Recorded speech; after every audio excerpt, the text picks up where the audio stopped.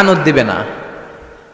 দুই কারণে নারীরা জাহান্নামে যাবে বেশি। বিশ্বনবী মেরাজ থেকে এসে বললেন, ইয়া মা'আশারান নিসা, ও নারীরা তাসাদ্দাকনা, তোমরা বেশি বেশি সদকা করো, দান খয়রাত করো। নারীরা বললেন কেন, আমাদের বললেন কেন? বিশ্বনবী বললেন, উরিতুকুন্না আকসারা আহলিন নার, আমি জাহান্নামে দেখেছি পুরুষের চেয়ে নারীরাই বেশি জাহান্নামী হবে। কি কারণে? দুইটা কারণ। তাকফুরনাল আশিরা, সবাই না, অধিকাংশ নারীরাই স্বামীর অস্বীকৃতি করে। স্বামী যা দেয় এতে সন্তুষ্ট থাকতে চায় না, আছে না নাই? স্বামীর কি চাকরি, কি ব্যবসা, তার উপার্জন কতটুকু, এটাও আপনার দেখার দরকার, আছে না নাই? এখানেই তো আপনার সবরের বিষয়। জান্নাত তেমনি এমনি আসবে না বোন, আপনাকে সবর করতে হবে।